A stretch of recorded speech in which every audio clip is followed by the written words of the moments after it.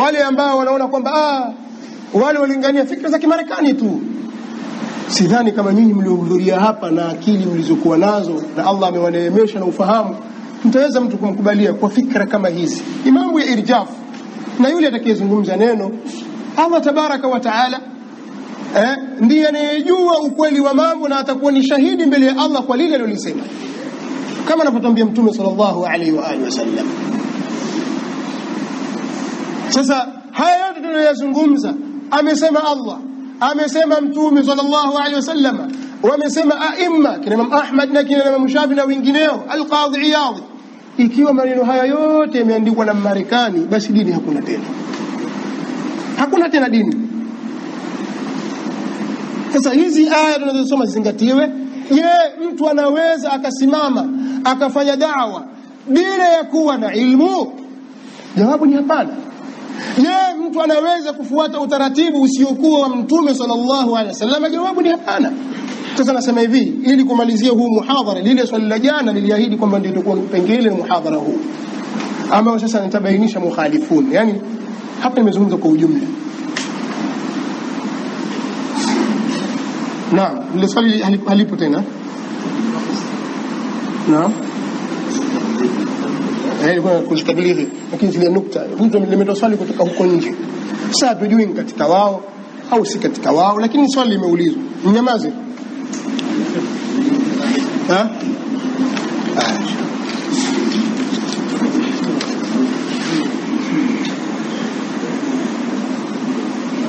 Nadhani hapa kuna swali ambalo linafanana na jana. Tutaunganisha na swali la jana kwa sababu sijui limeruka vipi lile. Nasema ni swali limeulizwa, neno tablighi ni kundi au wafikishaji, na walichozusha hasa ni kipi? Na huu umma uliopotea tuendee vipi kuukumbusha katika akida sahihi? Khulafai Rashidin waliendea umma katika masala ya dini au waliwafikishia umma katika mimbari? Sheikh, naomba unijibu, kwa sababu hiyo ndiyo njia ya peponi. Umeelewa? Neno tablighi ni kundi au wafikishaji, na walichozusha hasa ni kipi? Swali liko wazi nadhani. Na huu umma uliopotea tuuendee vipi kuukumbusha katika akida sahihi? Khulafai Rashidin waliuendea umma katika masala ya dini au walifikishia umma katika mimbari? 5. Ndio anamalizia na saa yake, na Sheikh, naomba unijibu kwa sababu hiyo ndio njia ya peponi. Sasa sijajua hiyo, yani hilo swali ndio njia ya peponi alizungumza na swali hilo, au hilo jawabu ndio njia ya peponi. Lakini Allah ndiye anayejua alichokusudia huyo aliuliza. Allah ndiye anayejua.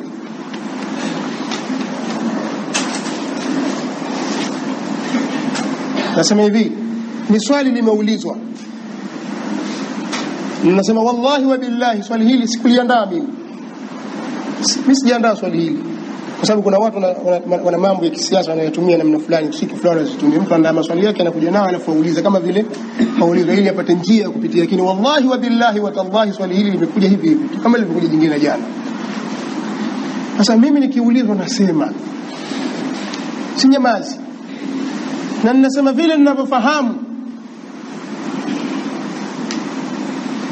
Sasa kabla sijajibu swali hili, mimi nataka nikuelezeni jambo. Nakumbuka katika Ramadhani, yani baada ya Ramadhani iliyopita, katika mwezi wa Shawwal, katika kipindi cha 6 Shawwal, yani mwezi wa Shawwal, ndani ya mwezi wa Shawwal,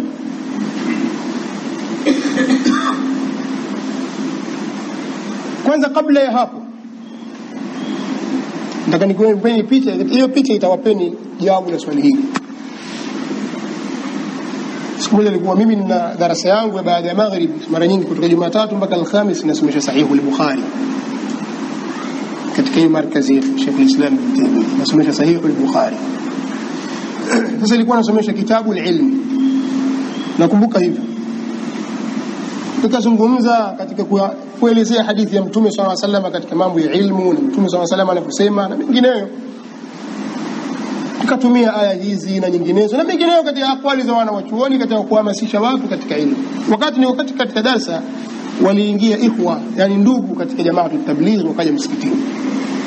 Nadhani walikuwa wako mbali, wakasikia darasa, wakaja wakakaa. Wengine wafahamu, wakasikiliza darasa kutoka mwanzo mpaka mwisho, lakini ikana tilia mkazo katika suala la elimu. Na mimi najua wote walikuwa wamekuja pale hawakusoma. Nilipomaliza darasa inaonekana kwamba kama vile imepatikana taathira fulani kwa wao. Tukaswali al-isha, tulipomaliza mimi nikawavuta pembeni nasaha, nikawa mimi nawatilia mkazo zaidi, nawaambia amali bora zaidi kwenu nyinyi kwa hivi sasa ni kukaa kusoma kwanza.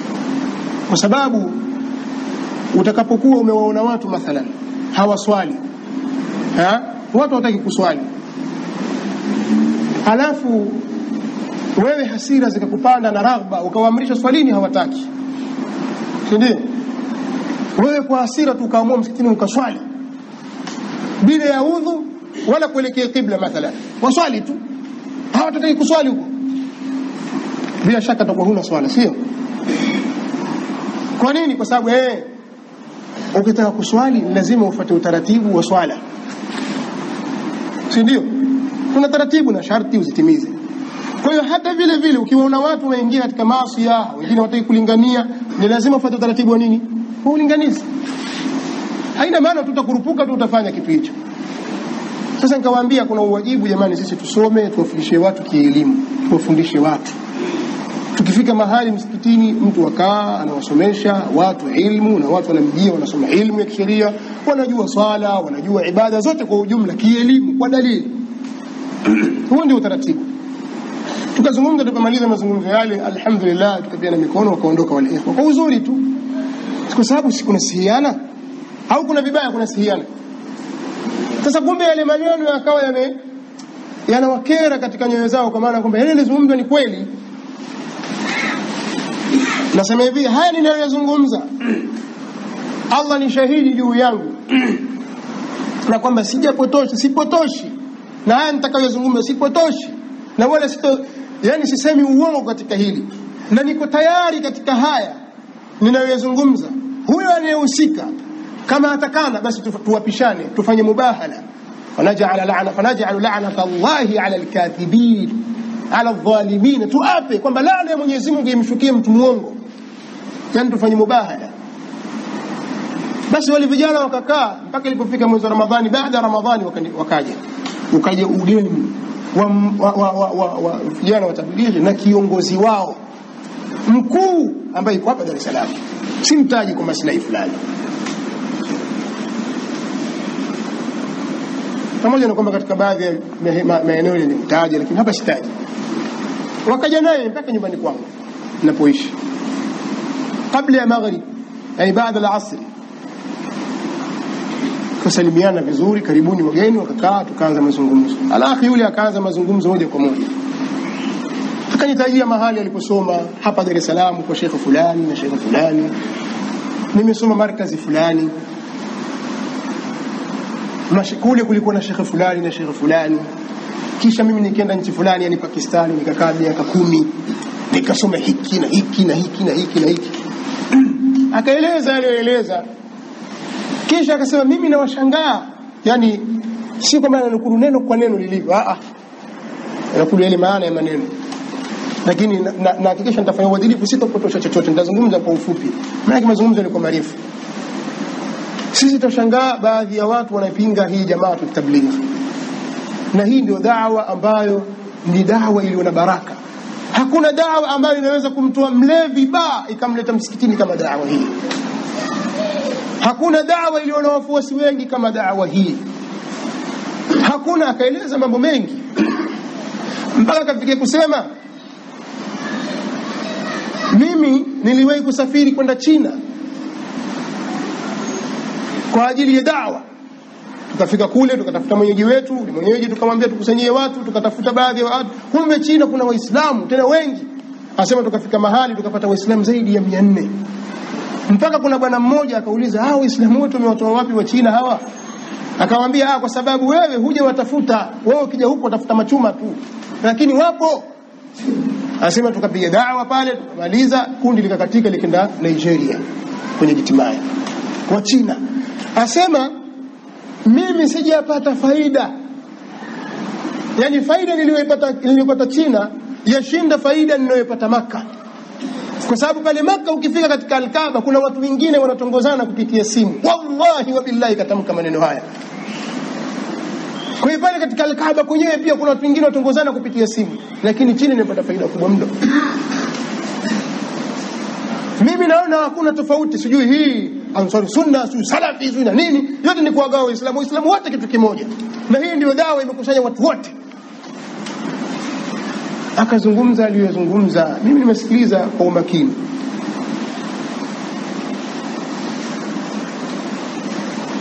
Alipomaliza nilikuwa bado kama dakika 5 hivi kufikia wakati wa adhana ya maghrib.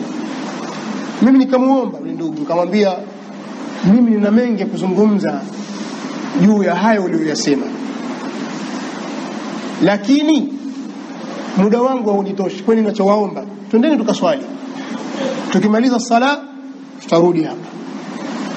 Mimi nami niseme, nikueleze ule msimamo nilionao mimi katika hayo maneno niliyosema, na kwa ujumla mimi sifichi, si elimu, si dini. Kwa bwana akasema hapana, wewe tuna mauidi na watu, kwa sababu watu hivi. Yule kijana aliyemleta katika watu waliokuwepo siku ile katika ambao nimewanasihi, akamwambia hapana shekhe, itakuwa si sawa sawa, tumsikilize na huyu naye asemaje. Ana maneno kwa sababu alitunasihi na sisi tumemsikia, kwa hiyo tusikilize na yeye, twende tukaswali, alafu tutakuja hapa inshallah tutaweza kuswali.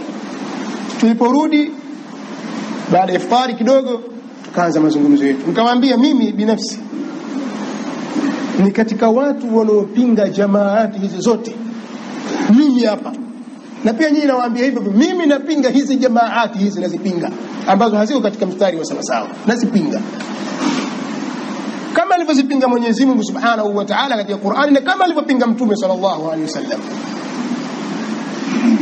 Sasa nikamwambia nataka kitu kimoja, mimi haya ninayoyazungumza na itakidi kwamba ndio haki kwa hoja nitakazozitoa. Sasa kwa sababu ikiwa mimi nimeongoka ninayosema ni kweli, basi bila shaka nina haki ya kuyazungumza na nina haki kushikamana nayo. Ikiwa ni ya kimakosa, hebu nihamishe kielimu, nitoke hapa nende mahali pengine kielimu. Unihamishe kinini kielimu, na si kwa hamasa, kwa sababu matatizo makubwa kabisa watu wengi wakisimama huzungumza kwa hamasa, kwa kutumia hisia za watu na si katika misingi ya kielimu. Toa data za kielimu. Leo kusema watu wengi wamefuata, watu wengi sio hivi, watu wengi tusizungumze katika namna ya kihamasa. Hebu tuzungumze jambo kwa misingi ya kielimu. Sasa mimi ninachoomba, kama niko katika dhalala nitoe, si ndugu yako Muislamu nimekuja nifanyia ziara, walillahi alhamdu, nimefurahi. Sasa mimi katika itikadi yangu na itakidi ya kwamba watu wote wa sampuli yoyote wenye kulingania, ikiwa hawatolingania kwa mujibu wa misingi wa da'wa ya Mtume sallallahu alaihi wasallam, hata wakilingania bado watakuwa wana makosa. Hata wakilingania watakuwa bado kwenye makosa. Ina maana kwamba wana ulazima wa kufanyaje? Wa kujirekebisha, warekebishe pale walipoharibu. Sasa nikasema mfano, mimi ninavyowafahamu nyinyi, sikutaja mambo ya Lahori wala wapi, vile mimi ninavyowafahamu nyinyi katika dawa mnazozifanya, hamjiepushi au hamkatazi shirki al-akbar, kwa maana hamkatazi ushirikina. Mtu anaweza kusema kama mimi sijakataza, sikataza wewe au mtu mwingine. Katika misingi ya dawa watu waende pale ambapo ameanza Mtume sallallahu alaihi wasallam. Ndio misingi ya dawa inapokwenda. Yani mathalan mtu anafanya ushirikina, mtu huyo anafanya mambo ambayo ni ya bid'a, mtu huyo anafanya maasi, pengine ni mzinifu, amepanga na mwanamke wanakaa bila ya ndoa. Au mfano mwingine, mtu umemkuta amekaa baa, anakunywa pombe, kashika glasi kwa mkono wa kushoto anakunywa. Ina maana ukifika pale utawaambia ndugu yangu kunywa kwa mkono wa kulia.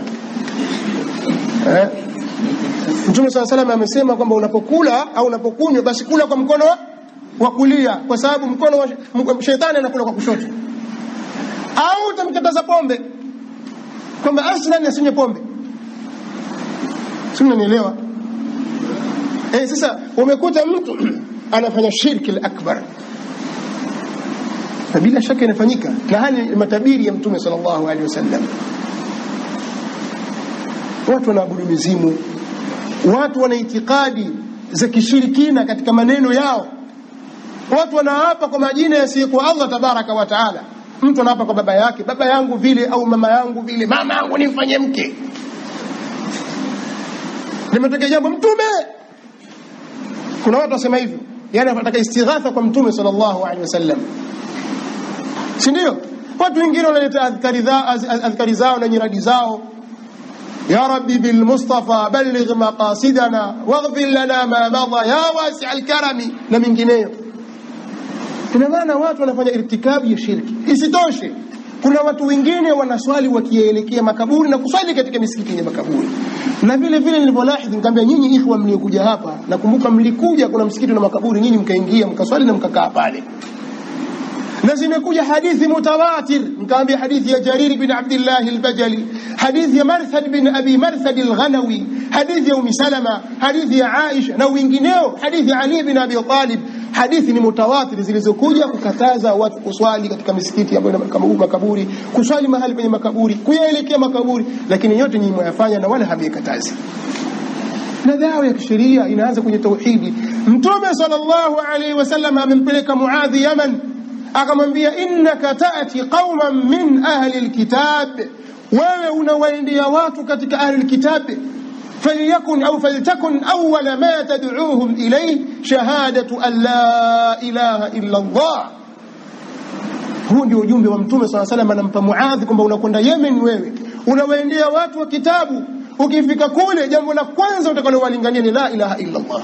Na la ilaha illa Allah maana yake na shuruti zake na nguzo zake ni kuonyesha ni tauhidul uluhiyya, tauhidul ibada, watu wampekeshe Allah katika ibada. Sasa ikiwa hili unalivuka, unakwenda wapi? Sasa haitoshi kusema Allah kaumba mbingu, Allah kaumba ardhi, katuteremshia mvua sisi bure, hakuna bili ya mvua. Allah tuteremshia sisi, atuwekea mwanga sisi tunaona katika wakati wa mchana, hakuna anayelipa bili. Allah tabaraka wa taala ametuwekea oxygen, sisi tunavuta hewa safi, na lao akikata sekunde moja sote tutafa. Allah kaeka hiki na hiki na hiki na hiki na hiki. Tauhidi hii walikubali wakina Abu Jahali na hawakuingia peponi na walikuwa makafiri. Qur'ani ndivyo inavyosema, wala in sa'altahum man khalaqa as-samawati wal ardh. Ukiwauliza kina Abu Jahali, kina Abu Lahab, kina Umayya bin Khalaf na wengineo, nani kaumba mbingu na ardhi? Watasema nani? Watasema Lata wal Uzza. La, watasema ni Allah. Lakini kwa nini wanamshirikisha Allah tabaraka wa taala? Kwa sababu pale waliposema ma na'buduhum illa liyuqarribuna ila Allahi zulfa, sisi hatuwaabudu hao isipokuwa tuweka hawa watukurubishe kwa Allah tupate ukaribu, yani hawa ni katikati yetu. Au wakasema haulai shufa'auna inda Allah, hawa ni waombezi wetu kwa Allah, ndio wakakufuru kwa hili. Tumeelewana? Qur'ani ndivyo inavyotuambia. Sasa ikiwa wewe hili ulikatazi, wazungumzia rububia ambayo watu wanaikubali, tena hata wasiokuwa Waislamu wakubali kwamba kuna Mungu aliyeumba mbingu, aliyeumba ardhi na aliyetuumba sisi, lakini je, hawashirikishi katika ibada zao? Hakuna wenye kuabudu mizimu? Hakuna wanaozungumza maneno ya kufuru na shirki katika ibada? Si kwenye pombe wala kwenye nyama za nguruwe, la, wanafanya shirki ndani ya ibada. Kwa nini hatuwakatazi hawa kwanza? Na da'wa yoyote ikiruka kipengele hiki haina mafanikio yoyote, haina baraka. Haya tuleta ikhtilaf, haiwezi kuleta ikhtilaf, na ikhtilafu hiyo ndio inatakikana. Ndio maana Mtume sallallahu alaihi wasallam akatengwa na jamaa zake na ndugu zake, wakaja kina Bilali ambao si ndugu zake katika damu, wakawa ndio ndugu zake katika imani. Baba yake mdogo, baba yake mkubwa na ndugu zake wengine wote wakawa tofauti, na wao katika nara. Tabbat yada abi lahab wa tabba ma aghna anhu maluhu wa ma kasab. Kwa hiyo msingi huu kama tutauruka, bila shaka tumefeli. Nyinyi ndivyo mnavyofanya, mwakimbia misikiti ya makaburi. Je, nyinyi mwayakataza haya? Katika misingi ni kwamba sisi haturuhusiwi kuzungumza mambo haya. Jambo jingine ni elimu. Mimi nasema kwamba mlinganizi yoyote atakayelingania bila ya elimu amekuwa katika dhalala. Ni kweli balighu anni walau aya, waweza kumwambia mtu acha pombe, si ndio? Acha zina. Lakini dawa haishii hapo, kwa sababu sisi tunazungumza dawa. Na dawa inakataza shirki, dawa inakataza ufuska, dawa inakataza bid'a, dawa inaelimisha. Dawa sima upande wa kushajihisha na kuelimisha. Twende ukaswali, haya nifundishe mtume katawadha vipi, kaswali vipi, hujui. Kuna faida? Mimi nakuulizeni nyinyi, kuna faida? Umemtukua mtu huko alipotoka, twende ukaswali. Matokeo yake wamfundisha adhkari ndani yake zina shirki. Hajui mtume katawadha vipi, hajui mtume aswali vipi, swali ya mtume sallallahu, kwa sababu wewe mwenyewe hujui. Alafu wamkalifisha yeye aseme. Baba na wewe sema. Akitoka siku 2-3 kashaimba maneno kahifadhi na asema. Je, hii ndiyo dawa aliyofundisha mtume sallallahu alaihi wasallam? Na ndivyo ninavyosema Qur'ani. Nikamwambia mimi naona tofauti kwenye Qur'ani. Qur'ani yatuhimiza sisi tutoke twende wapi? Nikamwambia aya inasema hivi: فلولا نفر من كل فرقة منهم طائفة ليتفقهوا في الدين. Na ndio kazi tunaifanya sisi, tutakaa hapa watu wanakuja kusoma, yatafaqahuna fi din. Wakitoka hawa wanakwenda watu katika miji yao, wanakita nao vituo vyao, wanawasomesha watu dini. Ndio walimu wanaokaa wakasomesha madaris, wakakaa wanasomesha ilmu baada ya kusoma. Na hakuna dharau katika jambo hili ukamwona kwamba huyu hafanyi chochote. Wewe unayetoka kwenda mahali fulani na mahali fulani unafanya jambo kubwa, na huna elimu na hilo. Mnanielewa jamani? Haya maneno mimi nimeyazungumza, na hivi ndio hali halisi ilivyo. Na hivi ndivyo tuende, kwamba ni lazima kwanza elimu. Ndio maana Mtume sallallahu alaihi wasallam katika mwenendo wake akaambiwa fa'lam annahu la ilaha illa Allah. Jua kadhalika yeye Mtume sallallahu alaihi wasallam alikuwa akipeleka katika miji, akipeleka wataalamu wakienda kufundisha kitabu. Kabla ya kwenda Madina alimpeleka nani? Alimpeleka Mus'ab ibn Umair al-Abdi. Nenda Madina akawasomesha watu Qur'an, mpaka Mtume sallallahu alaihi wasallam anaingia Madina, nyumba zote za Madina watu wote wanasoma Qur'ani, na nyumba zote zimekuwa za Kiislamu. Amekaa na wasomesha watu, na akampeleka mtu mtaalamu. Wewe huna utaalamu, walingania vipi? Na hatua ya kwanza wewe ni kusoma. Umesoma wapi? Matokeo yake kuna maneno yanayozungumzwa kwamba hawa waliosoma hawa ndio waliopiga vita, hawa waliosoma hawa ndio wataki da'wa. Haya ni maneno ya tamthili ya kukimbiza watu wasisome. Ukisoma utabadilika. Na da'wa yoyote ambayo hailinganii watu kwenye ilmu haiko katika haki. Da'wa yoyote ambayo hailinganii kwenye tauhidi al-khalis katika ibada, wama umiru illa liya'budu Allah mukhlisina lahu ad-din hunafa. Hivi ndivyo watu walivyoamrishwa na Allah tabaraka wa taala. Tayib, tukiachilia mbali itikadi, nikamwambia masala ya itikadi aina Allah katika itikadi, nikamwambia vile vile swala la umoja nikayazungumza kama nilivyozungumza. Si umoja tu, lazima ipatikane tamayuz, watu wa umoja wao katika itikadi, katika mwelekeo, nikazungumza ni mengi niliyozungumza ambayo siwezi kuzungumza kila kitu. Nilipomaliza mazungumzo yangu nikasema sasa mimi haya niliyosema ndio ninaitakidi. Nimezungumza mengi, haya ndio ninaitakidi ndugu yangu. Sasa kama kuna makosa hivi ninavyoitakidi kwamba watu fulani wafanya makosa kwa sababu wafanya jambo hili, hebu nirekebishwe. Mimi nishamaliza. Wallahi wa billahi ushhidu Allah alladhi la ilaha ghayruhu, namshuhudia Allah asiyekuwa, hakuna Mungu mwingine isipokuwa yeye mwenye kuabudiwa kwa haki. Achukua bakora yake sema jazakallahu khairan, tunataka istidhani shekhi, tunakwenda zetu. Asalamu alaykum. Huyu afatoka kwenda zake. Simenielewa? Naam. bila kusema chochote kwamba umepatia au umekosea. Sasa ile nukta ya kusema kwamba yeye amepata faida zaidi sehemu nyingine kuliko Makka, nilisahau kumwambia, lakini si maneno ya sawa sawa, si maneno ya sawa sawa. Hata kama watu wanafanya uovu wa sampuli yoyote katika Al-Kaaba pale, bado Al-Kaaba itakuwa ni bora kuliko sehemu nyingine. Si Al-Kaaba ilikuwa ina masanamu 360, masanamu wote kutongozana, na mtume alikuwa akaenda kufanya ibada pale, na ndio afdalul biqa'i ala al-ard, bado ilikuwa ni sehemu takatifu kuliko zote katika ardhi, na ndio sehemu mubarak. Kwa hiyo haidhuriwi na uchafu wa mchafu. Huwezi kusema maneno kama maneno haya, na walaki, na ndio maana tukasema kusoma, usijisemee tu maneno, usijisemee tu maneno, kwa sababu innal ardha la tuqaddisu ar-rijal, ardhi haiwatakasi watu. Mtu anaweza kaa yuko Madina, yuko na mtume, ni mnafiki, si walikuwepo, wataichafua Madina? Hawaichafui, wajichafua wenyewe nafsi zao. Kwa hiyo si maneno ya sawa sawa. Kwa hiyo kuhusu kwamba tablighi ni kundi au jamaa, kuna mambo mawili. Kiistilahi hili ni kundi, jamaatu tablighi wa da'wa, liko kundi hilo. Na tablighi ni neno la Kiarabu, maana yake ni kufikisha. Sasa tunazungumza hapa wale walio katika jamaa, katika kundi, ndio tunaozungumzia sisi kwamba katika suala la elimu wamelipa mkono pembeni kabisa. Watakikana ndugu zetu hawa wakae wasome kwanza. Unapowachukua watu, warudishe wakasome, wasomeshe ilmu ya kisheria, wakitoka wende mahali. Haina maana kwamba watu wasikatazane mema na maovu na wakamilishana, yaani wasikatazane maovu na wakamilishana mema, la. Lakini kile unachokizungumza hakikisha kwamba una elimu nacho. Lakini usivae kanzu ya da'wa ukasimama mbele za watu ikiwa huna elimu. Haramun. Sheria ndio inavyosema, Qur'ani ndio inavyosema, ni haramu. Haramun alayka, unadhulumu nafsi yako. Kuna mtu anaweza kunipinga katika hili kwa hujja za kielimu, si kwa maneno tu. Tayib. Walichozusha hasa ni kipi?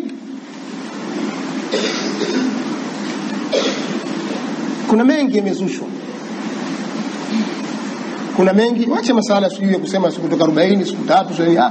Haya ni mambo katika furua ambao wengine unaona kwamba hana uzito, lakini ni itikadi za batili zilizokuwa zimebebwa. Leo asimame akbar, yani asimame mtu ambaye ni mkubwa zaidi kuliko watu wote katika hilo jambo hilo linalingania hilo, tumuulize akida yake, itikadi yake katika baadhi ya mambo kwa mujibu wa kitabu na sunna, na kama walivyofahamu masahaba wa mtume sallallahu alaihi wasallam, tuangalie. Lakini vitabu vyao na maelezo yao kwa shahidi yako wazi, na matendo yanashuhudia juu ya hilo. Ni watu ambao hawatungi kuswali katika makaburi na mingineo na mambo mengi ambayo hayako sahihi. Hatuwezi tukayataja kwa ujumla, lakini yaliyozushwa ni mengi, kwa sababu kuna watu wana itikadi tofauti za Kimaturidiyya, Ash'ariyya, Jishtiya, Naqshbandiyya. Zote si itikadi za Ahlusunna wal Jamaa na zimezushwa. Na huo mfumo wa kulingania bila ya kuanza elimu na hatua ya elimu pia ni mfumo ambao umezushwa. Kwanza elimu, kisha mambo mengine yanafuatia. Kadhalika huu umma uliopotea tuuendee vipi kuukumbusha katika akida sahihi?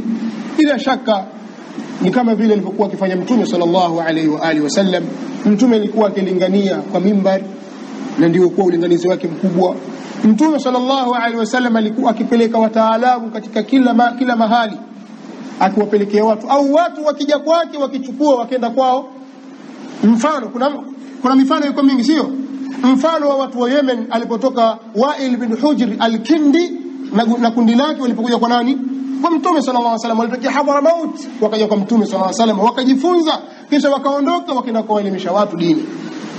Mfano mwingine ni wafdu Abdul Qais, ugeni uliotoka sehemu za Bahrain, wakaja kwa Mtume sallallahu alaihi wa alihi wasallam, wakakaa kwa Mtume sallallahu alaihi wasallam. Mtume sallallahu alaihi wasallam akawaambia, amurukum bi arba'in wa anhaakum 'anil arba'. Amurukum an ta'budu Allah wa la tushriku bihi shay'a.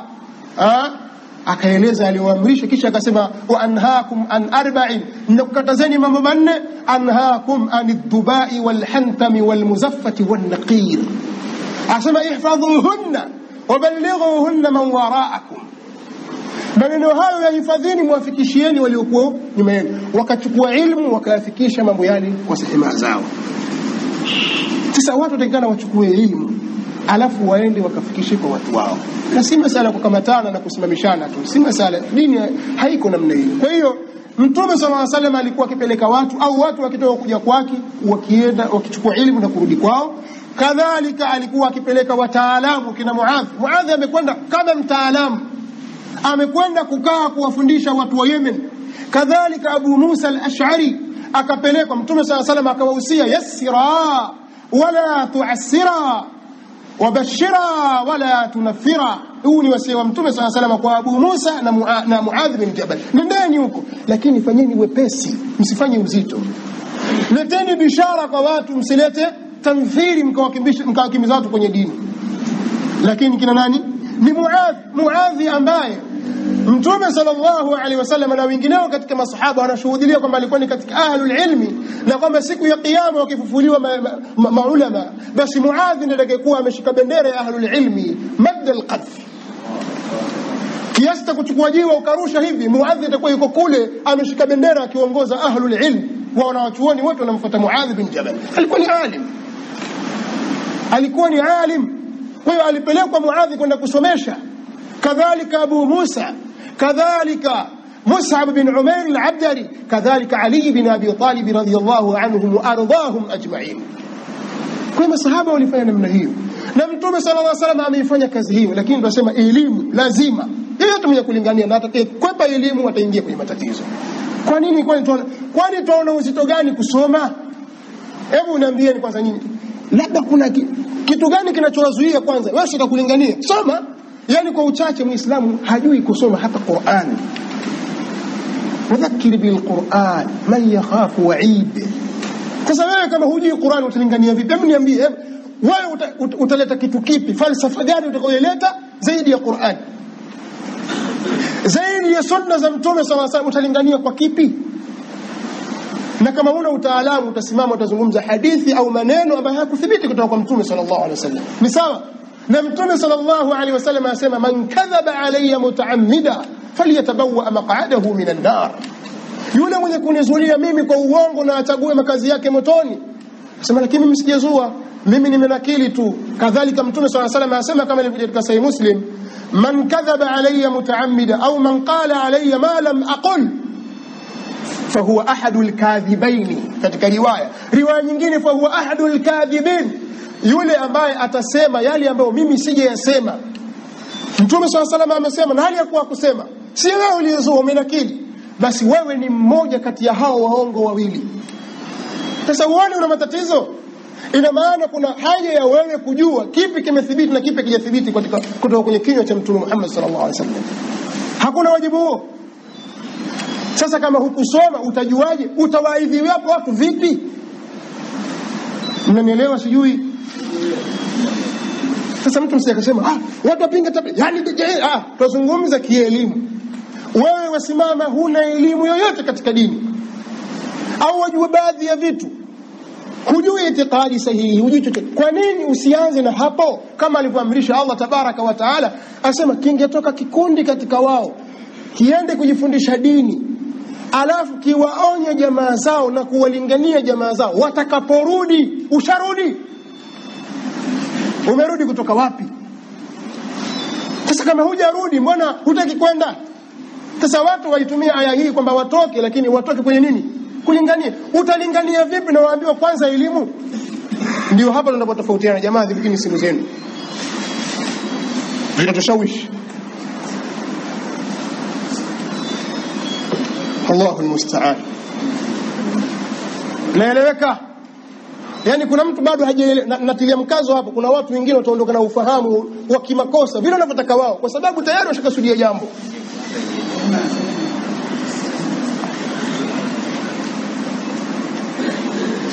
Lakini sisi tunasimama hapa kwamba da'wa bila ya ilmu ni dhalala. Tayib, khulafa ar-rashiduna waliendea umma katika masala ya dini, au walifikishia umma katika mimbari. Yote yalitumika, mimbari zilitumika na watu walifikishiwa, si ndio? Unaweza ukawafikishia watu katika mihadhara ya wazi kama ni masokoni, sawa. Ukamfuata ndugu yako ukamlingania nyumbani katika jambo kadha wa kadha, sawa. Yote ni sawa. Lakini sisi tunachokizungumza ni suala la elimu. Una elimu na unachokilingania. Leo mathalan wewe umetoka hapa, umekwenda huko aqsa dunia, mwisho wa dunia, dai wewe, ukakuta watu wana mushkil, ukawalingania, wakakubali. Nataka kuswali shekhe, sasa twende tukaswali. Lakini mimi sijui kuswali. Kweli kama wewe hujui swala, utamfundisha swala gani? Hebu niambie, wewe hujui chochote, wewe mwenyewe hujui kuswali, hukujitaalamisha swala, utajifundisha swala gani?